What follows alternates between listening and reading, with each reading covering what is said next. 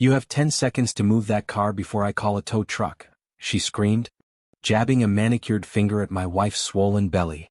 "My name is Marcus Webb, and that woman, Karen Dalton, president of our HOA board, had just threatened my 8 months pregnant wife over a parking spot." But that scene? That's the end of the story. Let me take you back to where it all started. 6 months earlier, Sarah and I moved into Maple Ridge Estates, a quiet subdivision outside Charlotte, North Carolina. We were newlyweds, expecting our first child, and this house felt like the beginning of everything good.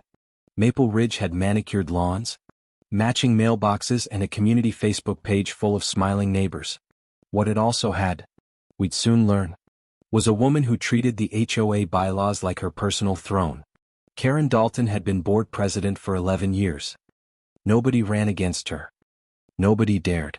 The rumor was the last person who challenged her got fined into foreclosure. We didn't believe it. Not yet. Our first week, a woman named Denise from 2 doors down brought us banana bread and a warning. "Watch your grass height," she whispered. "Karen measures it with a ruler." I laughed. Sarah didn't. She'd grown up with a controlling stepmother and knew that laugh-it-off types like Karen rarely stopped at grass. 2 weeks in, we got our first letter. Violation, mailbox flag, improperly aligned. A $25 fine. I paid it. Sarah rolled her eyes. "Pick your battles," she said. Then came letter 2. Our porch light bulb was the wrong shade of white. Another $25. Then letter 3. Our recycling bin was visible from the street 4 minutes past pickup time. I started noticing something. Karen's own lawn had weeds. Her own trash can sat out overnight. Every week. Rules, it seemed, were for everyone except the woman who wrote them. Still, we tried to be good neighbors. We introduced ourselves at the community mixer, brought a fruit tray, smiled through gritted teeth. Karen looked Sarah up and down at that mixer and said, "Oh, you're pregnant? Hope you know strollers aren't allowed on the clubhouse lawn." Sarah wasn't even showing yet. She told exactly one neighbor, in confidence, the week before. That was our first hint that Karen had ears everywhere in Maple Ridge, and no shame using them. By month 2, the fines had a pattern. They spiked whenever Sarah and I spent time outside together, gardening, laughing, living. It was as if our happiness itself violated some unwritten Karen ordinance. I started keeping a folder. Every letter, every fine, every timestamp. A habit from my old job as a claims auditor. Document everything. Sarah thought I was overreacting. "It's just a few $100s, Marcus. Let it go." I couldn't. Something about the precision of Karen's cruelty told me this was only the opening act. The real trouble began the day we painted our shutters. We'd chosen a soft sage green, matched to a photo in the HOA's own approved colors booklet. Page 14. 3 days later, a violation notice, unapproved exterior color. Remove within 10 days or face daily fines. I called the HOA office. The woman on the phone, flustered, admitted the booklet listed sage green as approved. Karen intercepted the call. "That booklet is outdated," she snapped. "I make the final call now." I asked to see the updated color list in writing. She said it would take a few weeks to formalize. Translation: there was no updated list. She'd made it up on the spot. I repainted anyway, choosing a bland beige just to avoid the fight. Sarah was 6 months pregnant and stress wasn't worth it. But Karen wasn't done. 2 weeks later, our garden gnome, a housewarming gift from my late father, was gone. In its place, a notice: removed unauthorized lawn ornament per HOA Sanitation Code 4.2. I found the gnome in Karen's own garage, visible through her open door, sitting next to 3 other confiscated decorations. That was the first real crack in her armor, proof she wasn't just enforcing rules, she was stealing. I photographed it through the open garage door before she noticed me on the sidewalk. That photo went into my folder. Folder was growing thick now. At the next HOA meeting, I raised my hand and asked, calmly, why confiscated items weren't logged or returned per the bylaws. Karen's smile didn't move, but her eyes did. "Mr. Webb, perhaps you should read the bylaws before quoting them." I had read them. Twice. Section 7.3 required all confiscated property to be logged and stored at the community office, not a board member's garage. The room went quiet. A few neighbors exchanged glances. Someone in the back murmured. Finally, someone said it. Karen adjourned the meeting 11 minutes early that night. Walking to our car, an older man named Frank stopped me. "You're the first one to push back in years," he said. "Watch your back." I asked him what he meant. He just shook his head and walked away. That night, Sarah found a note tucked under our windshield wiper. "Some fights aren't worth your baby's peace. A friend." We couldn't tell if it was a warning from Karen or a warning about her. Either way, the message was clear. Someone wanted us scared into silence. Sarah, despite her earlier caution, looked at me and said, "Start recording everything. Every meeting. Every letter. Every word." That was the moment my quiet, patient wife decided she was done being intimidated. We weren't looking for a war. But Karen Dalton had just declared one, and she didn't know who she'd picked as her enemy. Because what Karen didn't know was that Sarah, before staying home to prepare for the baby, had spent 6 years as a paralegal specializing in HOA litigation. She knew exactly what improper governance looked like on paper, and exactly how to build a case that would hold up in court. "Let her keep writing fines," Sarah said one night, highlighting bylaws at our kitchen table. "Every letter is evidence. Every overreach is a nail in her coffin." From that point on, we stopped reacting emotionally and started documenting strategically. Little did Karen know, the quiet young couple she thought she could bully into submission was building a case file that would end her reign. The fines kept coming. But now we welcomed them, filing each one methodically by date, violation code, and photographic evidence. I requested, in writing, per Section 9.1, the HOA's full financial records and violation history for the past 3 years. Karen stalled. First it was, "The accountant is on vacation." Then it was, "Records got corrupted in a server migration." Sarah smiled when she heard that excuse. Stonewalling a records request is itself a violation. She just handed us more ammunition. We found an ally in Denise, the banana bread neighbor, who'd been quietly fined for 3 years over a wheelchair ramp for her disabled son.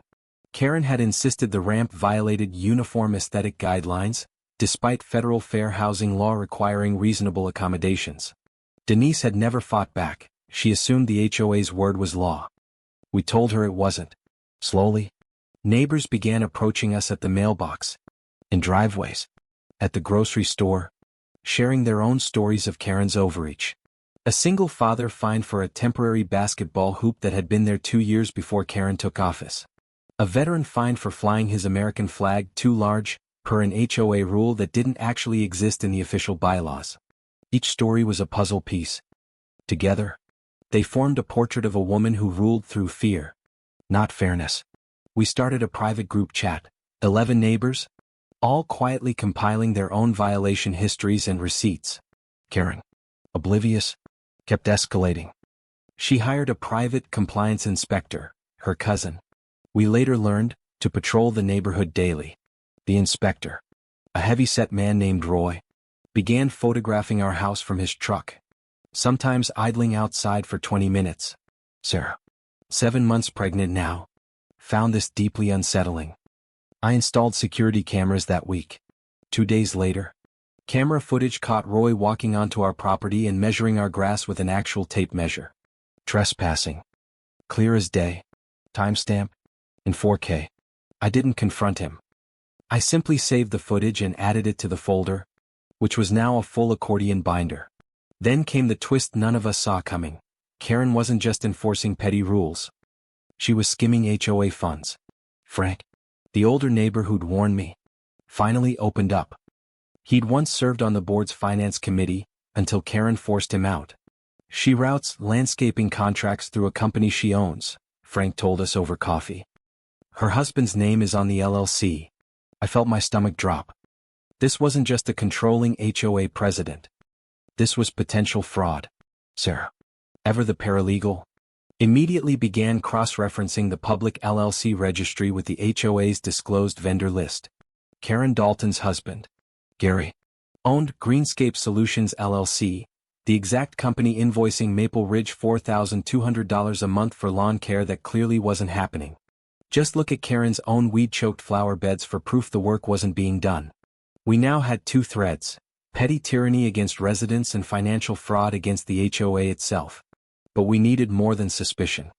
We needed hard, undeniable proof. That's when Sarah suggested something bold: file a formal request for a HOA financial audit, as allowed under state law with enough signatures. North Carolina required only 25% of homeowners to trigger a mandatory audit. Maple Ridge had 140 homes. We needed 35 signatures. Quietly, carefully, we began collecting them, door to door. Always in the evening, always discreet. Most neighbors signed instantly. A few were terrified, whispering, "If she finds out, she'll destroy us." One woman, Priya, signed and then added, "Karen once got a family foreclosed on over unpaid fines that shouldn't have existed. Please be careful." That detail chilled me. Karen wasn't just annoying. She was dangerous, and she'd already ruined at least one family. Within 3 weeks, we had 41 signatures, 6 more than required. We hadn't told a single board member. We planned to submit the petition directly to the county clerk's office and the HOA's management company simultaneously. The night before we submitted it, Sarah went into early contractions, a scare, thankfully false, brought on by stress. Lying in the hospital bed, monitors beeping, she squeezed my hand and said, "This is exactly why she has to be stopped. Not just for us." I nearly called off the whole plan right there. Sarah wouldn't let me. "We're not backing down now," she whispered. "Submit it tomorrow. For our daughter.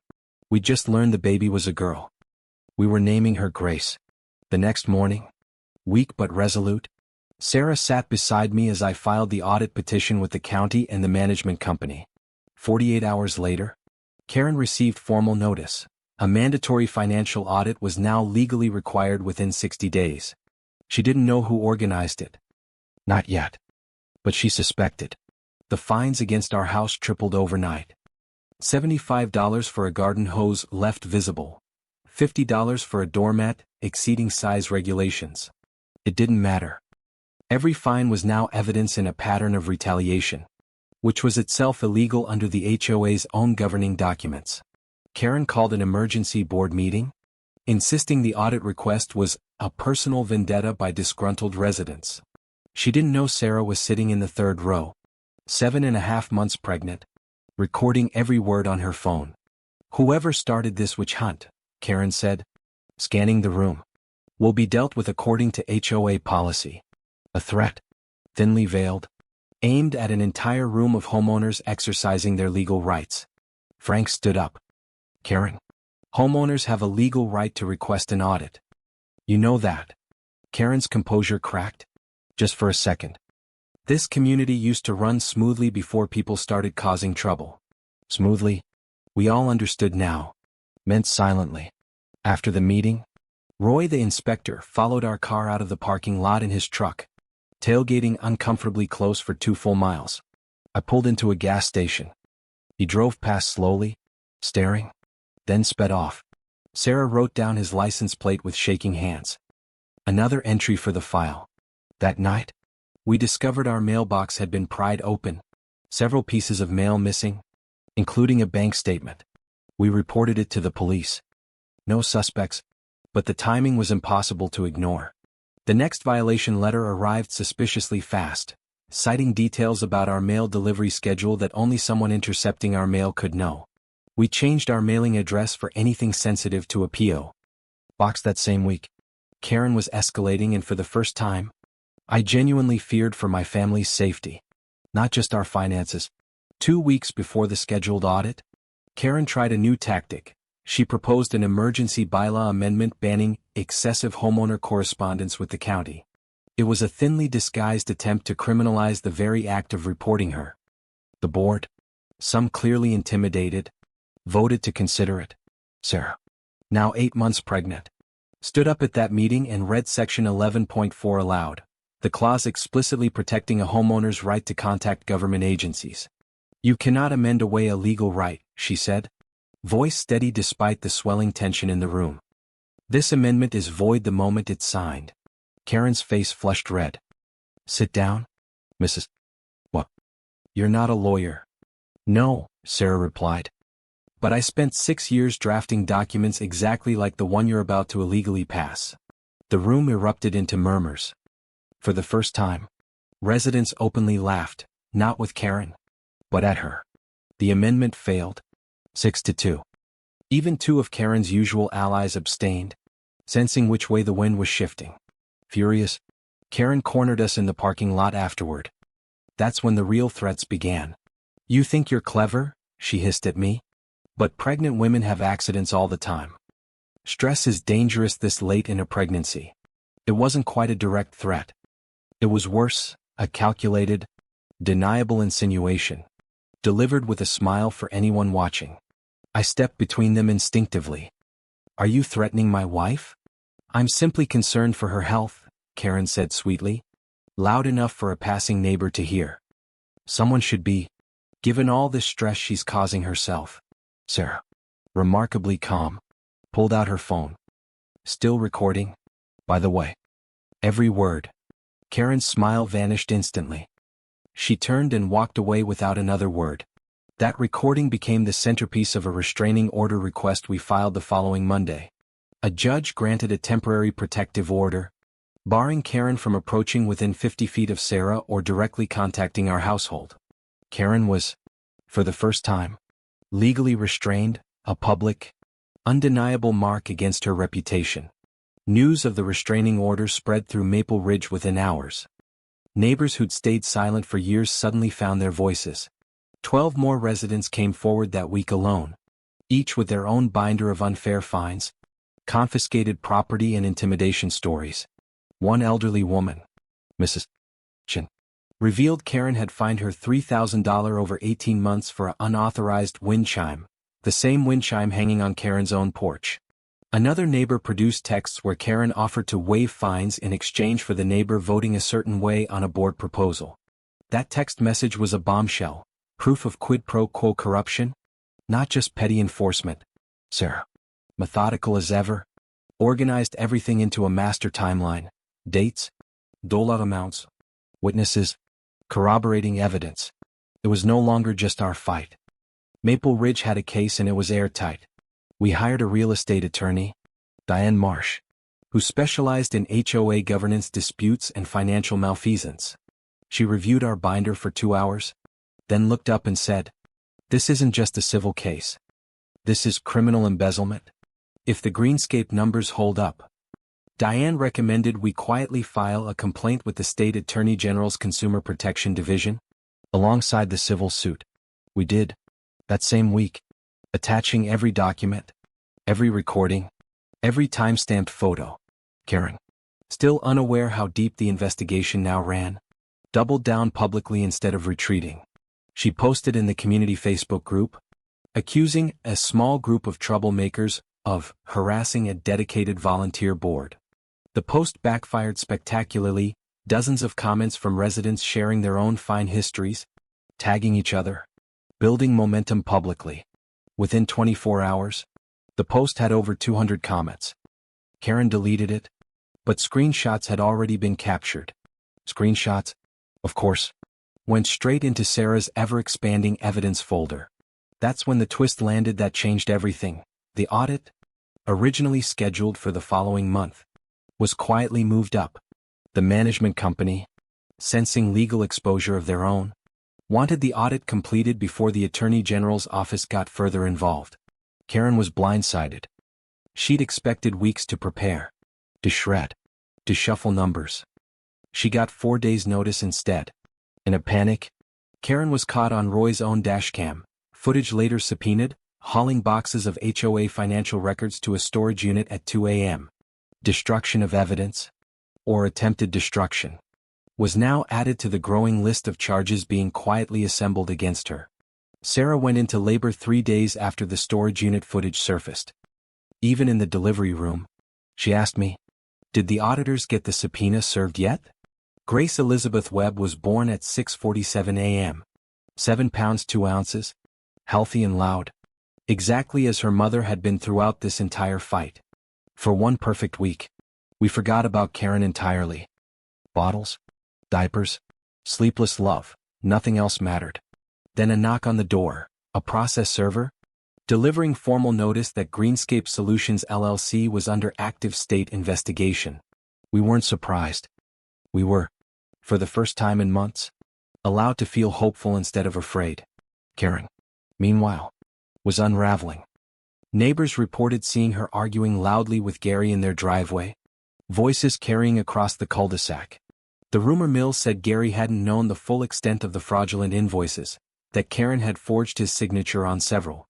167. If true, that meant Karen had committed forgery against her own husband to keep the scheme running. We couldn't confirm it then. We'd learn the truth soon enough, in far more damning detail.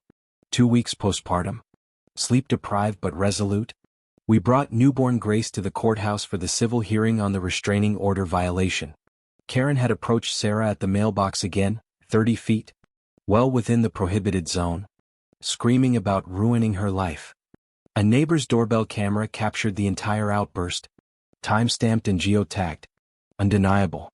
The judge extended the restraining order to a full year and added a formal warning. Further violations would result in criminal contempt charges. Karen stormed out of the courtroom, and that's when the true depth of her desperation showed. In the courthouse parking lot, she approached our car directly, violating the fresh order within minutes of it being issued. "You have 10 seconds to move that car before I call a tow truck," she screamed, jabbing a manicured finger towards Sarah, who was strapping newborn Grace into her car seat. This was the moment from the very beginning of our story, except now, we understood everything that led to it. A courthouse security officer, alerted by the commotion, arrived within moments and witnessed the violation firsthand. Karen was arrested on the spot for criminal contempt in violation of a protective order, right there in the courthouse parking lot. The irony wasn't lost on anyone. She'd been arrested for harassment at the very courthouse meant to hold her accountable for fraud. Handcuffed, Karen screamed that this was harassment, that we'd ruined her life, as officers led her to a patrol car. News of Karen's courthouse arrest spread through Maple Ridge like wildfire, reaching every household within hours. But the arrest was only the beginning of what would unravel over the following months. The state audit, completed under subpoena, revealed something far worse than anyone expected. Nearly $380,000 in HOA funds diverted over 6 years. Greenscape Solutions LLC had invoiced for landscaping work across the entire 11 years of Karen's presidency, much of it never performed. Forensic accountants found duplicate invoices, inflated hours and payments routed to a personal account disguised as equipment reserves. Karen hadn't just stolen money. She'd used HOA reserve funds meant for a community pool renovation that never happened. Residents had been paying special assessments for years for a pool project that existed only on paper. The betrayal cut deeper than the money. It was years of trust, weaponized and hollowed out. Denise's disabled son's ramp fines, we learned, funded almost exactly the amount of 1 month's fraudulent Greenscape invoice. Every petty fine Karen had levied against struggling families had, in effect, subsidized her own theft.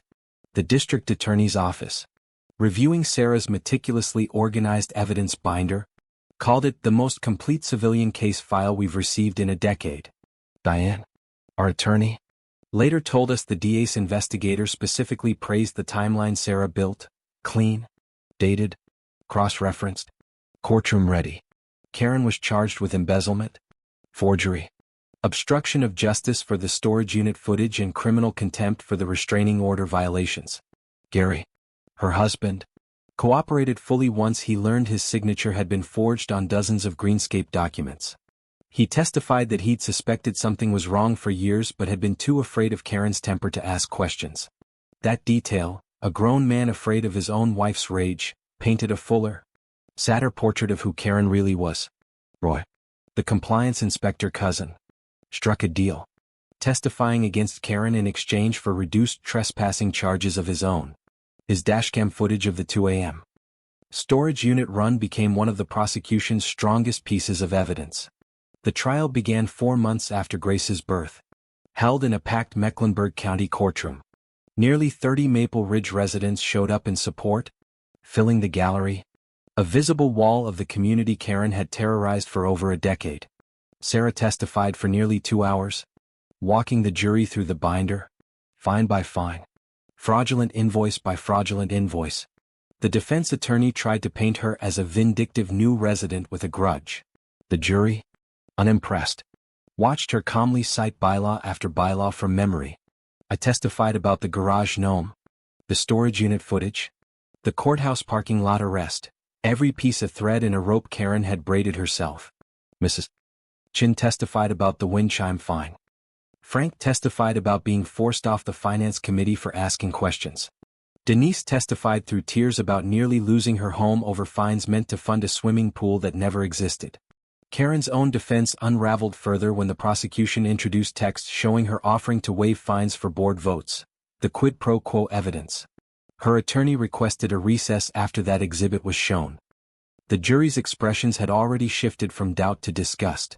On the final day, the prosecutor's closing argument was simple. This wasn't governance. This was a decade-long con, run against her own neighbors. The jury deliberated for just under 4 hours. Guilty on all counts: embezzlement, forgery, obstruction of justice, and criminal contempt for violating the protective order. Karen showed no reaction as the verdicts were read, her lawyer's hand gripping her arm as if to hold her upright. Sentencing came 6 weeks later. The judge cited a pattern of calculated cruelty disguised as civic duty in handing down the sentence. 3 years in state prison, restitution of the full $380,000, and a lifetime ban from serving on any homeowners association board in North Carolina. Gary filed for divorce the same week, later telling a local reporter he'd married a stranger without ever realizing it. The HOA board, restructured under court-mandated oversight, elected Frank as interim president in a unanimous vote. One of his first acts, reimbursing every homeowner for fines proven to be unjustly issued, funded by recovered restitution money. Denise received back over $6,000 in fines for her son's ramp, plus a formal written apology from the reconstituted board. We received back nearly $2,400, the beige paint, the garden gnome fine, every petty dollar Karen had squeezed from us out of spite. The garden gnome itself was recovered from evidence storage and returned to us, chipped but intact, exactly where it belonged on our porch. Roy moved out of Maple Ridge within a month, unable to face the neighbors who now knew exactly what he'd helped enable. 6 months after the trial, the community pool broke ground, funded partly by restitution, partly by fresh, honestly managed dues. Sarah was asked to join the new HOA board's oversight committee, a role she accepted on the condition that all financials remain fully transparent, published quarterly. Frank joked that Maple Ridge finally had a paralegal instead of a dictator running the numbers, and for once, everyone laughed together. Grace, now crawling, spent her first summer splashing in a baby pool on our newly beige, but honestly, happily beige front porch. The story of Karen's downfall spread beyond Maple Ridge, picked up by a local news station investigating HOA abuse across the state. Other communities began reaching out to Sarah, asking how to organize their own audits, how to document patterns of retaliation. What started as one couple's quiet folder of receipts became a small, unofficial network of homeowners teaching each other how to fight back. Denise, once too afraid to challenge a $25 fine, now sat on Maple Ridge's Compliance Review Committee, checking that no future board could ever repeat Karen's abuse. We still occasionally received mail addressed to the old HOA president's office, a strange echo of a chapter firmly closed. Karen wrote us one letter from prison, 8 months into her sentence. Sarah read it once, then filed it away without responding. It wasn't an apology. It was, true to form, a justification, claiming she'd only ever wanted what was best for the neighborhood. We didn't need her acknowledgement. The community's recovery, dollar by dollar and family by family, was answer enough. Looking back, I still think about that note on our windshield in the early days: some fights aren't worth your baby's peace. The truth was the opposite. This fight was entirely for our baby's peace, for the kind of neighborhood we wanted Grace to grow up in. Justice didn't come from staying quiet and paying the fines. It came from a folder, a timeline, and a wife who refused to be intimidated into silence. Karen Dalton spent 11 years believing power meant control over other people's lawns, colors and silence. She never understood that real power was accountability, the very thing she spent a decade avoiding and the very thing that finally destroyed her. Today, Maple Ridge Estates has a pool, a transparent budget and a community that checks in on each other instead of reporting each other. And somewhere in a state correctional facility, the woman who once threatened a pregnant woman over a parking spot has 3 years to think about the cost of cruelty. Grace will grow up never remembering any of it, only inheriting a neighborhood her parents fought to make honest again.